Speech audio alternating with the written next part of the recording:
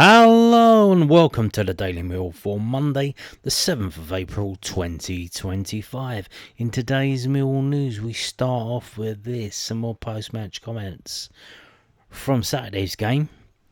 And we've got a game tomorrow, so, short turnaround, 2 days off, and we go again. Millwall boss says trend of late winners not a coincidence in wake of Portsmouth win. Alex Neil says he does not feel Mill's pattern of late winners is down to coincidence after their 2-1 victory over Portsmouth on Saturday, in which Mihailo Ivanovic's 87th-minute header made the difference. All of Millwall's last 4 winning goals have come after the 80th minute, through Josh Coburn's 95th minute winner against Derby, an 81st minute winner against Watford, and Ivanovic's 94th minute penalty against Stoke, accompanying his decisive goal against Portsmouth on Saturday. Neil said, there've been a lot, maybe not late equalisers. Watford's a good example where, we actually went behind and then we came back and we won the game. Derby, that game was in the balance. We won it late on. Stoke at home, when we won it with the last kick of the ball, that's not a coincidence. That does not continually happen because, I've also been involved the other way where you keep conceding late goals and, that's not a coincidence either. We need to make sure that, if we win, that continues. I think it's a mentality thing. It's certainly here. But also, we've got guys coming off the bench who can contribute. Yes, we've got players coming back from injury who can come off the bench and do stuff. Maku, Langstaff, Condal's on the bench, various others. So there you go. Now moving on to this, also from the South London Press, londonnewsonline.co.uk. Mill boss Alex Neil quizzed on if Mill can make a late playoff push. Well, we are. Can you not see it? Alex Neil has said that it's still too early to say whether a Millwall playoff push is realistic, despite having just 6 games remaining in the championship season. Millwall currently sit just 6 points off the playoff places, thanks to Mihailo Ivanovic's late winner securing 3 points against Portsmouth on Saturday, but have less than a month to close the gap before the season's end. Among their 6 remaining fixtures include first place Burnley, playoff rivals Middlesbrough, and a trip to second place Sheffield United tomorrow evening. This conversation happens every other time we win a game. We'll try and win the next game. If it puts us closer to the playoffs, then obviously it is realistic. If we lose the next game and it puts us further from it, then we're running out of games. I like every game that's coming up. We want to try and win it, and if it puts us closer to it, within enough points to get there, with 2 or 3 games remaining, then by all means we are in the running. I think it's still a bit early. I know there are only 6 games left, but things change on a week-to-week basis at the moment. As you can see with some of the results on Saturday, the teams at the bottom of the table are fighting for their lives right now, so certainly nothing is granted in the championship. Does that help us though? As far as I can see, we don't have to play a team that's fighting for relegation. We've got Middlesbrough, we've got Blackburn, we've got Norwich, we've got Swansea, we've got Burnley, and obviously tomorrow we've got Sheffield United. We are not playing a team desperate for points at the bottom of the table. We're playing teams in mid-table who may have given up, Blackburn and Swansea. We're playing teams battling to win the league, Sheffield United and Burnley, although by the time we play Burnley it probably will be sorted by then. And we're playing teams that 2 teams that we're competing with. So if we beat them, not only do we gain 3 points, we deny them 3 points. And that's Middlesbrough and Norwich. So, pretty much is, it is a possibility. It's in our own hands, shall we say. So now let's move on to this from millfc.co.uk, the club's official website, the Loanwatch. Obviously at the end of the video, I normally do this at the end of the news. At the end of the video today, we have preview for tomorrow's game. So news is going to be in the middle of today's video. The Loanwatch, fruitful weekend for Bromley duo. Bromley defeated Accrington Stanley. Who are they? Exactly. A 4-0 in Sky Bet League 2 on Saturday afternoon. Kamal Grant and Adam Mayer played the full 90 minutes at Hayes Lane, with the former assistant ex-Lion Ben Thompson for the Ravens' third of the afternoon. Elsewhere, Kevin Nisbet was in action as Aberdeen beat Ross County 1-0 away from home. There was less fortune for Tom Leahy, meanwhile, Maidstone United, as he was substituted after 79 minutes of their 3-0 loss at Western Supermare. Chinockley was ineligible, but Shamal Lawson was an unused substitute as Woking exited the FA Trophy at the semi-final stage on Saturday, losing 2-1 to Aldershot Town. Whilst Cavalli Haywood's on-pitch time at Cray Wanderers has been cut short for injury, his loan spell until the end of the campaign will remain, however. Well, that's... oh dear. It's obviously a month to go, so they assume that he's not going to be back in time to play any more games. Although, I think their season ends earlier than ours. I think their season ends a lot earlier. So yeah, it looks like his season's done. That's a shame. And then obviously you've got games coming up this weekend and some midweek. So there you go, the Loanwatch. Now, it seems that tomorrow's double header is still on. Sheffield United under 21s versus Millwall U21s is set to take place at York City's LNER Community Stadium. Kick off at 2 p.m. So tomorrow there are 2 games of Sheffield United versus Millwall. One in York at 2 p.m. and one in Sheffield at 7:45. What a double header! If you're going up there for the day, why not do 2 of them? If you live local and you're taking the day off work, why not do the both? Why not? Very unique circumstances. I don't think this kind of thing comes around quite often. The Lions have 5 matches remaining in their league campaign and are 2 points behind leaders Brentford, having played the same number of games. They sit 3 points ahead of third placed AFC Bournemouth. Well, Bournemouth won today, so I'm not sure if that's still if that has been updated, but yeah. So this is a big game. Sheffield United are at the top of the Northern Division. And Millwall second in the Southern Division. This is a big game. Big game. Now, moving on to this. Dame Marcella Lebird visits Millwall Football Club. Did you see this?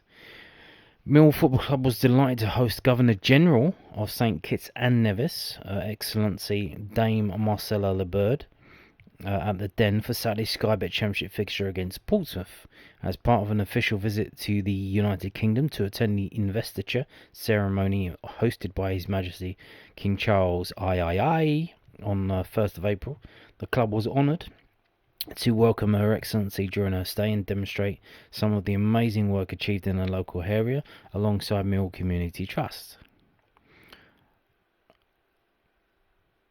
I'm so overwhelmed. It's great to be here. I'd like to thank Brian and all the others who helped me get here. I'm so impressed with Millwall Community Trust and the work that it does. That really touched me. The way they help in poverty areas. All in all, it's been an amazing visit, and I want to wish the team the very best. Mark Fairbrother, Managing Director at the Den, added, "Oh, it was an honour to welcome Her Excellency at the party, from St Kitts and Nevis to the Den last weekend. A huge thanks goes to Brian King for showcasing the fantastic work of Millwall Community Trust, most notably in Lewisham and Southwark, and it was brilliant to be able to show them around the stadium and, the Lions Centre alongside Sean Daly. What a great game to have as your first at the Den." Take a look at a selection of images from Excellency's visit to SC16 below.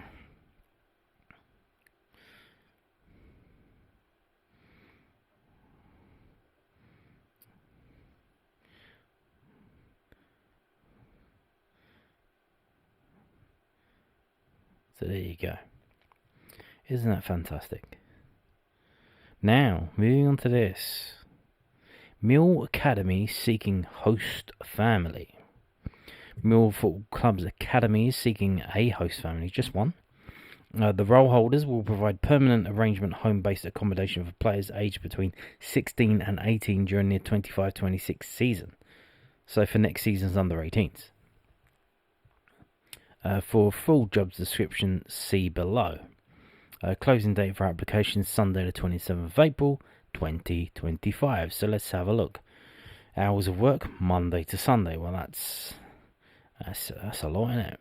Areas desired: Eltham, Lewisham, Bromley, Greenwich, and Bexley. Are these the boroughs or specifically the towns of Greenwich? Eltham isn't a borough, is it? Eltham is in Greenwich.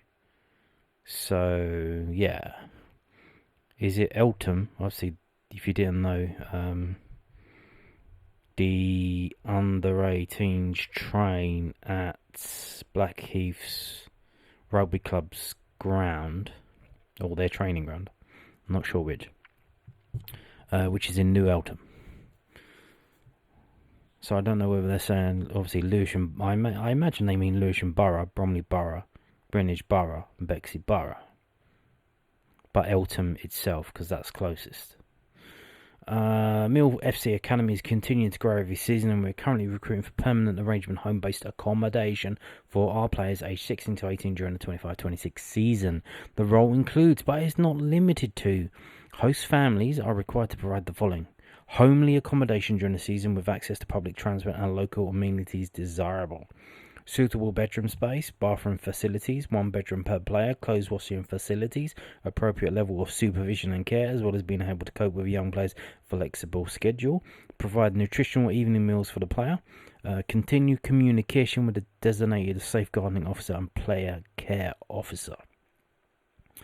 Trustworthy, conscientious and reliable, a clear, polite and professional manner, upholding and promoting the club's policies and procedures, including health and safety, safeguarding and equal opportunities policies and procedures. You'll be required to look after the players Monday to Sunday for the football season. Payment of host fees will be calculated based upon the agreed rate per Millwall employee per month. So, and you need to, obviously, because of their under 18, you need a DBS. Certificate. Although, is that for everyone in your house? So if you've got like a teenager in your house today, you need a DBS as well, I don't know. Successful applicants will be subject to regular home inspections, announced and unannounced, as well as fire safety checks. And there you go. You need an application form. So yeah, this is a kind of a big deal. It's very intrusive, but I mean, you play a massive part in the future of Millwall Football Club, the assets, I mean, if you're very nice to these players and you treat them good, when they become superstars in the Premier League or Serie A or La Liga, I'm sure you'll be lifelong friends and they'll be, very nice to you, and stuff like that. So there you go. Now, we're going to start previewing the game tomorrow. We start off with this londonnewsonline.co.uk. If they do this thing where they give quotes from the opposition managers, and Chris Wilder's had a lot to say. So Sheffield United face Millwall in the Championship tomorrow, with Chris Wilder labelling the decision by some fans to give his players abuse on Saturday a disgrace. The Blades lost 1-0 at Gary Rowett's Oxford United to miss out on the chance of topping the table. United are second, 1 point ahead of Leeds United with 6 fixtures left to play. Well, the walls haven't fallen off. We'll just have to go again. I think it's an absolute disgrace to the players that represent this football club and what they've done this season. Maybe before I was talking to my media guy and I told to stay away from it, but I'll meet it head on. It's a joke. It's a disgrace. If that's what you think of the players when we've had good days, don't be clapping. Go home. Be consistent.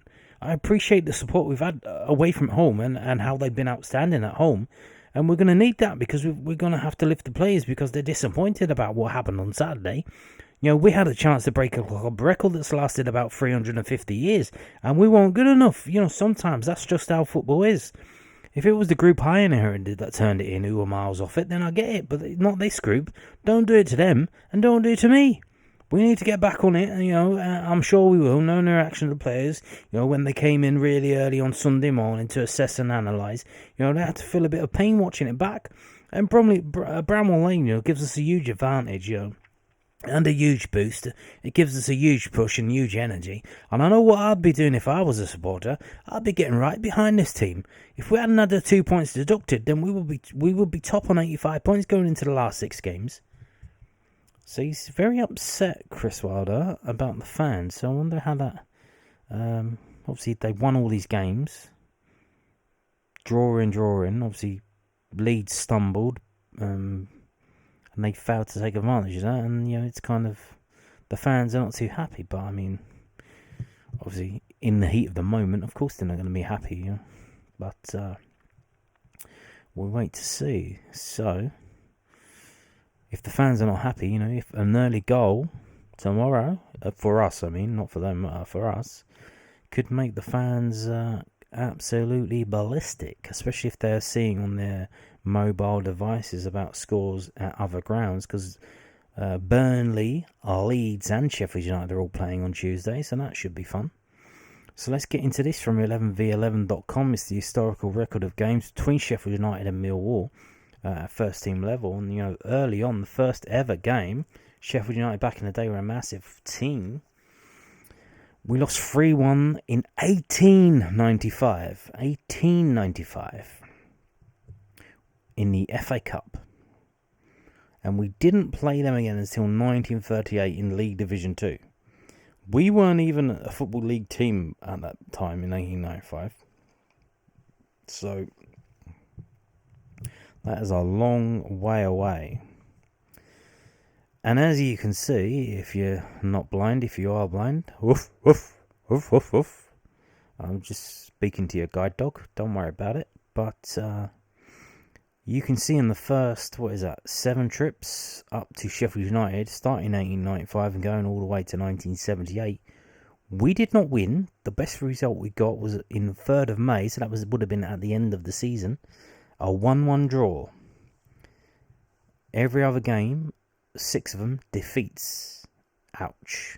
Including a 5-2 defeat in March 1978, which may have galvanised Millwall, because they responded by going there the next season and getting the first ever win away at Bramall Lane ever. A 2-0 win in Division 2 in February 1979. And then they carried it on in spectacular fashion by October 1979, a win. March 1981, a win. And October 1982, a draw, a 1-1 draw. But then, next game after that, we lose. There's a win and then a lose and then a win and then a draw. And then we get into the 1990s. Obviously, Sheffield United. Don't know if you know this, but they were founding members of the Premier League. The first division, the first year that it was started, and they've been up, I think maybe 1 or 2 times since. But they've been up and down like a yo-yo, and even down to League One. So this is them coming down from that high post. I think, when did the Premier League start? 93. So obviously they're in the League Division 1, which was the Championship at the time, I believe. And we go up there and we lose. They've just come down from the Premier League, and presumably we just come up. No, we were, we lose 4 in a row. But, however, the tables have turned. I think, once the Premier League exploded and the money started getting handed out and they weren't there to get it, they kind of, they've had to compete with the rest of the teams in the Championship, and it hasn't gone too well at times. And you can see, in the 2000s and the 2010s, we went on a 4-game unbeaten run up there. We lost once, and then we continued that unbeaten run until last season, or not last season, but the last time we played them, a 2-0 defeat. So recently, in our heyday, as it were, we're going to FA Cup semi-finals and going to FA Cup final in 2004. Since then, the good times under JB. We're doing quite well up at Bramall Lane. Although, in between that, 2017 a 2-0 defeat, 2022 a 2-0 defeat, although that was at the start of the season. Well, that probably would have been the first game of the season, though, 6th of August. So, interestingly, that result, 2-0, is quite common. We've got one there, we've got one there, we've got one there, we've got one there, and we have another one here, so that's 5. Seems to be the most common defeat is a 5-0 defeat.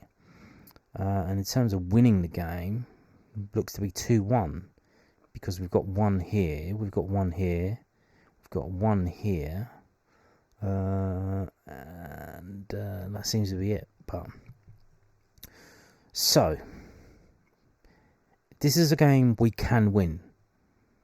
And you think, well, you look at the circumstances of the teams at the moment, but historically, you know, this isn't our uphill task. This isn't an impossible task for us to do, because, you know, we did it in 2021. We did it in 2015. We did it in 2005. You know, but there are quite a lot of draws as well, and 1-1 draws as well. You know, 2018 a 1-1 draw, 2019, 2011, so 1995. So 1-1. Would 1-1 be a bad result? Not really. You know, it's probably better than to point out the obvious, it's better than a defeat and worse than a win. But to get a point from that game would be a good result. Now, let's have a look at this. This is from whoscored.com. It's the last 6 games, and there you go. And interestingly, they've had a red card in 2 of those games, in 2019 and 2021. The last 6 games at Bramall Lane, all league games. 2 wins for them, 2 wins for us, 2 draws. 8 goals for them, 6 goals for us, 11 yellow cards, 12 yellow cards for us, and 2 red cards for them. So pretty evenly spaced out.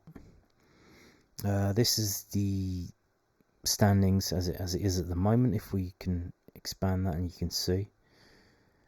So yeah, here's the thing though. If we win, I don't know what West Brom are doing, if they're playing on Tuesday or Wednesday, but if we do win and West Brom lose, we don't even go above them. We catch up to them on points, but obviously the goal difference, yeah, plus 12. And that's another thing. That, here's the thing, considering the season that we've had, if we, or the team, got within shouting distance of the playoffs, maybe on the final day, like they were like 9th, and, you know, even if we couldn't get into the playoffs, if we finished 7th, man, that would be an amazing season. That would be an absolutely amazing turnaround by Alex Neil from where we were to where we ended up. So I mean, like,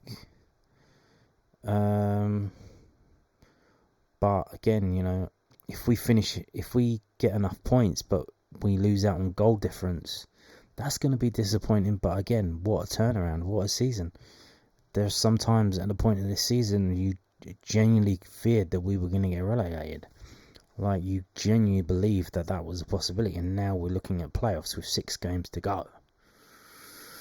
So, you know, what an outstanding achievement from Alex Neil. Because I've shown this before, but if you go to this, you can manipulate the table, and you can take a look at the table from the date that Alex Neil was appointed. And if you do, I think we're like 6 in the table. So, but this is the thing again, you know, Neil House did well at the end of last season, and we were hoping that he would carry that on forward, and it didn't quite happen. So can Alex Neil do the same next season? Can he have as good a season, a better season, hopefully a better season, starting in August and going all the way through to May, doing what he's done since he's joined the club? Well, we certainly do hope so. Because if he does that, I mean, we're going up. So they are in second place. They've won 26 games, drawn 7, lost 7. So that's 7 draws. They are the lowest drawers in the league. They do not play to draw. They play to win the game. You play to win the game. And that's what they do. And in doing that, they've ended up losing 7. But then you've got, you know, teams like Burnley, you know, only conceded 12, only lost 2, but they've drawn 15. Is that the most wins in the league as well? 26. So they've won 26. So they're a team that's won the most games. Yikes. And as he said, they have had 2 points deducted, or this table doesn't list it. They've had 2 points deducted for financial stuff. And that would have put them top. So, Jesus. So 26 wins, the most wins in the league. We are 9th, 14 wins, 12 draws, 14 defeats, 39 goals scored, 41 goals against. So less than a goal a game. Are we still? So Luton are worse than us. We're still the second worst team for scoring in the league. So yeah, that's not good. If we do that and then do that, they are the second best home team in the division. They have won 14 of 20 home games. They've drawn 3, lost 3. They've scored 30. They've conceded 15. So they're outscoring themselves, outscoring how many goals they conceded at home by 2-1. Wow. So 45 points. So they've got 45 points in home games. If we go back, that would be enough to keep them out of the relegation places. Yeah. Just on their home games, they would be 17th. Yikes. And obviously away games, we are away. We've won 5. We've drawn 8. We've lost 7. And we've scored 17, which is even less. 17 goals in 20 away games, conceding 23. So there you go. And our last 2, we'll get into that now. Yep. So this is Sheffield United's last 6 home games. This is Millwall's last 6 away games. Obviously, last 2 away games, not too good. Failed to score at Sunderland, failed to score at Leeds. And we only kept 1 clean sheet in those 6, and that was at Derby. Obviously, the FA Cup game's listed there as well, but even in that game we did score. So why have we failed to score in the last 2 away games? The Sunderland game in particular was very dire. We had 5 shots and 2 shots on target. If we are not that clinical. We need to create more chances. We are not that clinical. If you go over to Sheffield United, you can see they've only kept 1 clean sheet. And that was against Preston. Every other game they've conceded. They conceded against Portsmouth. They conceded against Middlesbrough. They conceded 3 against Leeds and lost that game. That was their last home defeat. They conceded against Bristol City and they conceded against Coventry, but they won that 3-1. So they won that 3-1, they won that 3-1, and they won that 2-1. So they've scored in all of their last 6 home games. So when was the last time they failed to score? So it looks like keeping a clean sheet is off the table, especially if Tanganga is not going to play. Although, you would hope that the players who play can step up and try and keep that clean sheet. And try and prove, the big man's not there. The first name on the team sheet, Tanganga, is not here. This is a chance for me to show, hey, don't forget about me. I'm talking about Kramer there, because obviously he's playing at right back. That's not where he plays. He plays as centre back. Can he come in and play at centre back as well as he's been playing at right back? Because he doesn't really have to worry about going forward and stuff like that. So strengths and weaknesses. Obviously they got a hell of a lot of strengths. They have no significant weaknesses. Ooh. And Mill's weaknesses are finishing scoring chances, avoiding offside, and keeping possession of the ball. Well, what's the point of keeping possession of the ball? So there you go. So given all of that, what is WhoScored.com's prediction? Well, let's have a look. What do they say? A lot of injuries for us and for them.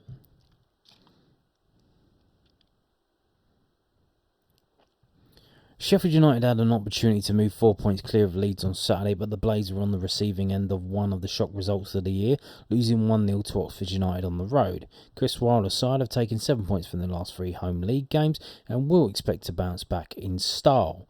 Young striker Mihailo Ivanovic was Millwall's hero once again over the weekend as his second half brace proved enough to see off a struggling Portsmouth side on home soil. The Lions have climbed to ninth in the standings but will need to continue to score victories if they are to hunt down sixth placed Bristol City. And they reckon it's going to be Sheffield United 2, Millwall 1. Okay. So let's move on to the preview from sportsmole.co.uk. There's a big old write-up. I'm not going to read all that. You can, if you want to pause it, you can read it for yourself.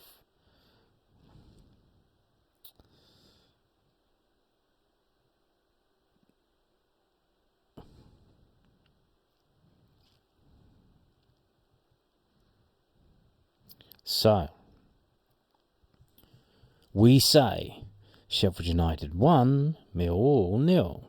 Sheffield United face a tough task in their bid to bounce back from disappointing display and results at the weekend in their promotion bid. But we back their strong record at home and defensively to get them over the line against the Millwall side, who head to Bramall Lane, likely needing a victory in their playoff chase. Yeah. Now, did you see what happened? So against Portsmouth, so obviously we got a week again where we playing Tuesday, Saturday. Against Portsmouth, who played? Crammer started, and Saville started, and Coburn started as well. What's going to happen against Sheffield? Now, why did they start against Portsmouth? Because that was seen as the weaker of the games. For Sheffield United, the big guns are coming in. Obviously, Crammer now has to move inside, but Leonard's going to start. I think that was always the plan. Don't start against Portsmouth because you're still coming back. We'll bring you on as a sub, but we want you starting against Sheffield United. 100%, that was the plan. Again with Saville.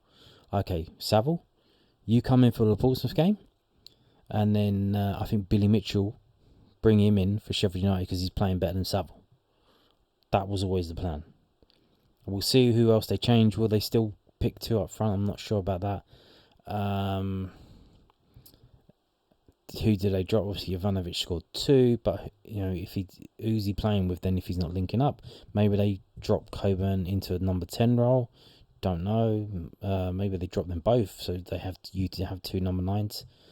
They drop deep instead of playing up as they kind of both come to get the ball. I don't know what you can do there, but Honeyman, he was outstanding. Does he come back in? Was that the plan? He comes in for this game, but then they bring someone else in for their next game. I don't know, but I think he played well enough to stay. So we'll see what they do. We'll see what he does. But I think definitely, the plan was Mitchell comes back in, Leonard comes back in, at least, because this is a harder game, tougher game. So they were basically rested for the Portsmouth game. I can easily see us losing this game. And I wouldn't be upset if we did. It's a hard game. It's a hard game to win. But given our recent, form up there, the fact that the game is on the line, basically with this game and the game on Saturday, our season could be over by Saturday at 5 o'clock if we lose both games. I think we could get a draw from this game. We could get a draw, and if it's going to be a draw, it's going to be 1-1. If it's not a draw, it's probably going to be 2-1 to Sheffield United. But I can see it being a 1-1 draw. So that's my prediction. I'm going to go Sheffield United 1, Millwall 1. And on that note, thank you for watching, and goodbye.